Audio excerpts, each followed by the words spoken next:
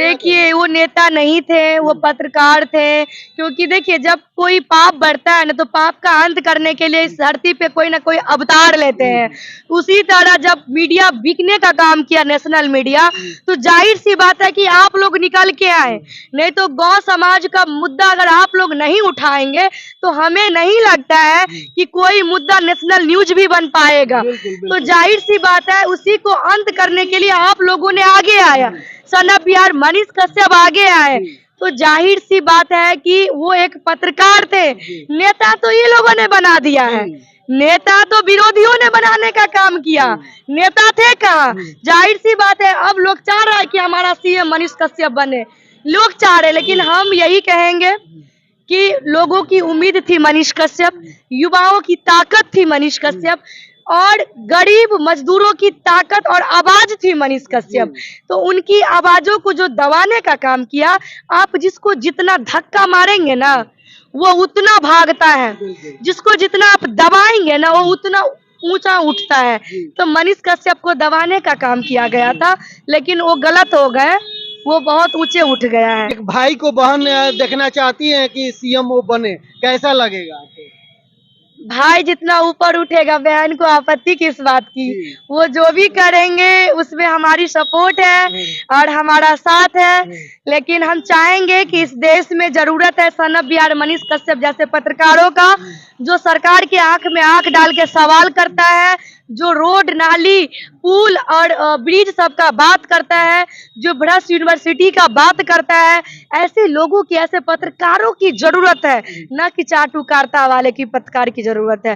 तो ऐसा ही बने, बाद बाकी वो सीएम बने फिर भी इस बहन का साथ हमेशा रहेगा, पत्रकार बने फिर भी रहेगा। हमने उनको सपोर्ट इसलिए किया क्योंकि एक ईमानदार पत्रकार को कैद कर लिया गया, पूरे बिहार नहीं पूरे देश की आवाजों को कैद कर लिया गया, मजदूरों की आवाज को कैद कर लिया गया, जो काले कारनामों को उजागर करने का काम कर रहा था उसको कैद कर लिया गया, युवाओं की कलम की ताकत को कैद कर लिया गया।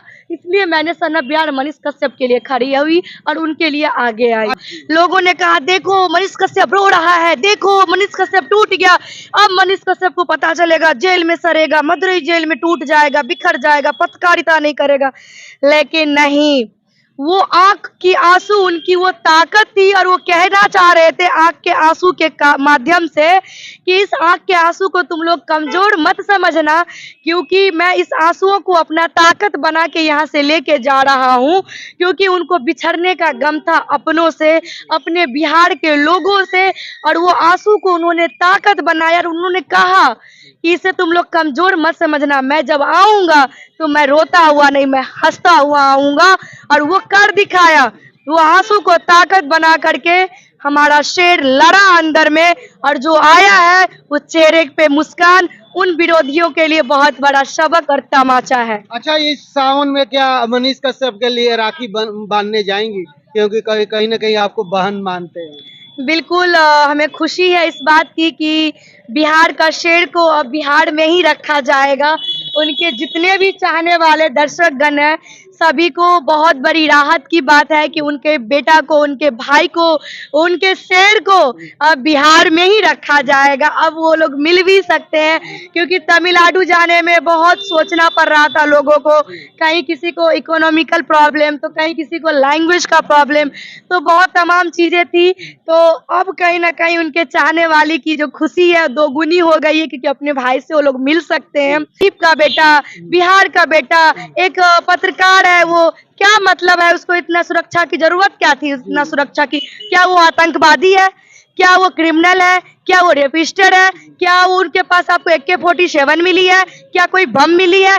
क्या, किस लिए आपको सुरक्षा इतना जरूरी था? अच्छा, बिहार में इतने अपराधी हैं, गुंडे हैं, बिहार वैसे उनके लिए कोई सुरक्षा नहीं है, उनके लिए कोई जो जिससे लोगों की जान की खतरा हो रही है, पर डे मर्डर हो रही है बिहार में, हर डिस्ट्रिक्ट का आप डाटा उठा लीजिए, मर्डर खून सरेआम हो रही है, रेपिस्ट सरेआम घूम रहे हैं, उसके लिए कोई सुरक्षा नहीं है। लेकिन जो एक ईमानदार पत्रकार 300 का माइक जो बोल रहे हैं उठा करके पत्रकारिता करने चला था, उसको आज NSA लगा करके उस पे सुरक्षा का हवाला देना चाह रहा है। वो मोमेंट मैं आपको बता नहीं सकती, लेकिन मैं इतना जरूर कहूंगी कि उन्होंने मेरे आंखों में आंसू देख के बस इतना ही कहा कि ये आँख के आंसू को कमजोर नहीं बनाना है, इसको स्ट्रांगली लेना है, क्योंकि आप ही लोगों की ताकत और आप ही लोगों का सपोर्ट हमें अंदर में और मजबूत बनाने का काम करता है। क्योंकि मुझे पता है कि बाहर हमारे लिए हमारे लोग लड़ रहे हैं, तभी हम अंदर में जाकर के हम सुकून से रह पा रहे हैं। तो आपको रोना नहीं है, क्योंकि मैं हंस रहा हूँ तो आप कैसे रो सकती हैं? मनीष कश्यप हंस रहे थे, बिल्कुल, उनके चेहरे की स्माइल, आप रो रही थी। बिल्कुल, मनीष कश्यप की चेहरे की हंसी देख करके पूरे देश रो रहा है, हम तो आम बात हो गए हैं। पूरा देश रो रहा है, क्योंकि वो हंसी में एक तरफ दर्द भी है और एक तरफ वो ज्वलन और वो आग भी है। क्योंकि जब ये यहाँ से तमिलनाडु जा रहे थे तो उनके आंख में आंसू था कि जो लोग कहते थे कि मनीष कश्यप टूट जाएंगे, पत्रकारिता नहीं करेंगे, उनको मैं कहना चाहूंगी कि अभी अगर उनके हाथ में माइक थमा दोगे तो पसीना छुड़ा देगा बेटा। तो बस ये माइक उनके हाथ में जरूरी है, जो अभी नहीं है। इनके चाहने वाले यहाँ भी बहुत लोग खड़े हैं। जनता के हाथ में मिल जाए। इधर आइए भैया, इधर आइए। क्या जिस तरह से ये बयानबाजी हो रही है, अगर जनता के हाथ में मिल जाए तो एक हथियार तैयार हो जाएगा। बस इससे ज्यादा हम कुछ नहीं बोलेंगे। चलिए, बहुत सुंदर। देखिए, मनीष कश्यप के सपोर्ट में बहुत सारे लोग हैं। ये क्या, बहुत सारे लोग सच को जो है ना कि लोग दबाने का बहुत कोशिश करते हैं, जी, लेकिन सच दबता सच्चाई नहीं। कभी दबता नहीं है। सच के रास्ते कठिन होते हैं, लेकिन उस कठिन रास्तों पे जो चल करके सामना करता है, वही एक दिन सत्य के राह पे विजय भी प्राप्त करता है। ये तो कहा जाए कि ये जो है ना, ये गंदगी को साफ करने का रास्ता पे चले हैं, लेकिन इनका गंदगी को साफ करने वाला बहुत ऐसे गंदे आदमी इस गंदगियों को ही मतलब कि जो साफ करने वाले ना, उसी को साफ करने का रास्ता बना चुके हैं। अच्छा, ये बताइए, बहुत सारे लोग अभी मांग कर रहे हैं बिहार में कि सीएम मनीष कश्यप ही चाहिए, तो क्या आपको क्या लगता है? देखिए, मनीष कश्यप सीएम बनना कोई ये नहीं है, बने, लेकिन जो तरह से वो अपना मार्ग पे चल रहे हैं, वो अगर मार्ग पे अगर चलते रहेंगे तो हर कोई जनता उनके पीठ पे हमेशा साथ देंगे। लेकिन जनता भी चाह रही है कि वो सीएम बने। बहुत सारे जनता का मांग हो गया, डिमांड हो गया कि अब नेक्स्ट सीएम मनीष कश्यप। हाँ, जरूरी है, जरूरी है, क्योंकि लोग भी ये चीज देखते हुए जा रहे हैं कि हर तरह से जनता भी परेशान है। किसी के पास में खाने के लिए नहीं है, किसी के पास में काम नहीं है, ये कौन इस चीज को जिम्मेवारी लेगा?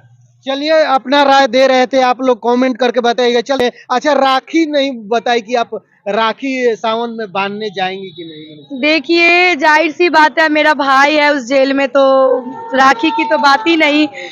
मैं पूरा कोशिश करूंगी कि मैं आऊं और अपने भाई को राखी बांधूं। अपना राय जरूर दीजिएगा कमेंट बॉक्स में कि हमारी बातचीत, इनकी बातें आपको कैसी लगी।